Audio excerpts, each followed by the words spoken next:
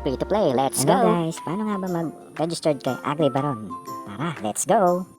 Gaya ang cellphone number para maging account sa AgriBaron. Then make your own password, then verify your given password. Okay. Tapos ilagay ang email account ng inyong phone. Lagay ang verification code at mag-register na tayo. I-click ang avatar para makita ang nickname number, ang character ID number, ang inyong gold coins at ang inyong cellphone number. Click the modified avatar to select a desired avatar. May 3 panlalaki at may 3 pambabae. Okay.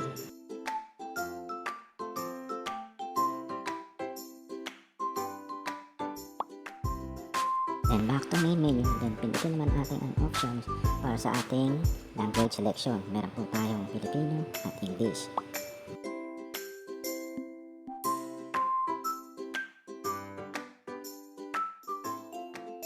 Balik tayo sa home menu ngayon. Click to enter tayo na. Papasok na tayo kay AgriBaron. Okay! Ngayon, sa signing in, pindutin po natin para everyday mag-sign in tayo at maka-accumulate tayo ng 15 na wheat. Libre po yun. Tapos, pag continuous na signing in within a month, makakakuha tayo ng libreng manok. Di ba? Ang galing. Click po tayo sa farm para naman po kung paano mag-recharge. Recharge merong manual. Sa manual, makakakuha tayo ng 2% bonus pag higit sa 1,000 pesos ang inyong recharge. Sumunod naman may Maya, GCash, GCash QR code at yung USDT for cryptocurrency.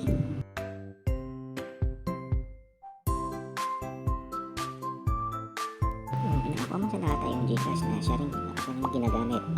Mamili na lang po kayo ng inyong desired na amount para sa inyong recharge.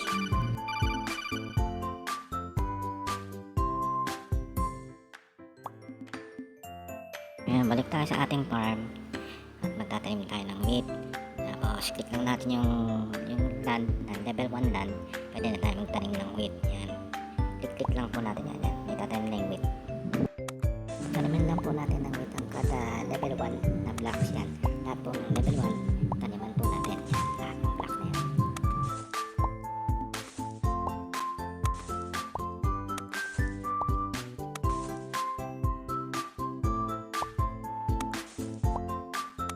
Pag halos napuno na natin ang level 1 land ng wheat, draw ko kayo kung paano mag-level 2 ang inyong land.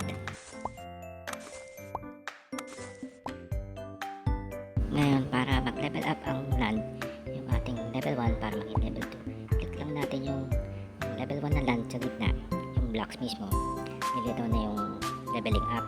Nakikita nyo doon ang halaga ng level 2 is 50 coins. Yan. Click lang natin yan at malalevel up na yan at magiging kulay puti na yung gilid ng blocks. Yan. Hanggang sa susunod na video, maraming salamat po. Thank you for watching, guys.